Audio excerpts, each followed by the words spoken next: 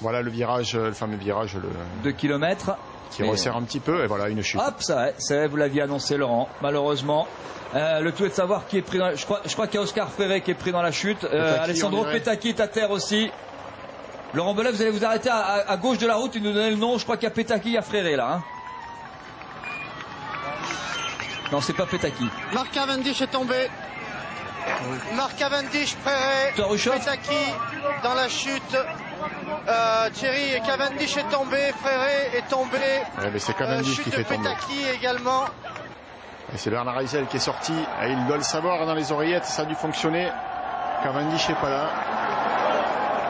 Oh, chute, grosse chute, énorme chute au milieu du peloton. Fabian Cancellara est à terre, ça ne comptera pas pour le classement général, mais attention, énorme chute pour le peloton là qui est coupé en deux. Fabian Cancellara, l'image avec des vélos sur lui, il y a eu une très grosse chute, là juste en 20e ou 30e position. Et là franchement, il va falloir regarder qui se relève, qui ne se relève pas.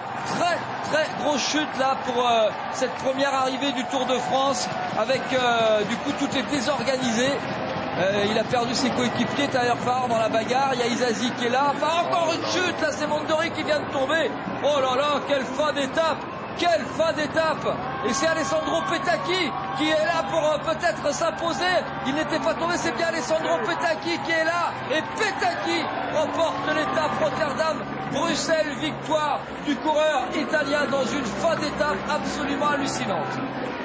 Oui, Farrar qui est parti avec le vélo de Loïc Mondori accroché dans son dérailleur. Ouais, c'est un petit peu la catastrophe là, hein. Dernier kilomètre catastrophique.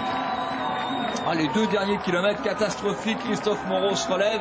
Voilà, Fabian Cancellara se relève aussi. Alors, ça compte pas au niveau du classement, hein, parce que tout s'est passé dans les 3 derniers kilomètres. Donc, toute chute dans les 3 derniers kilomètres, eh bien, n'ont pas de conséquences au niveau du classement général. Tout le monde sera classé dans le classement, dans le temps d'Alessandro Petacchi. Le vélo de Loïc Mondori qui est tombé.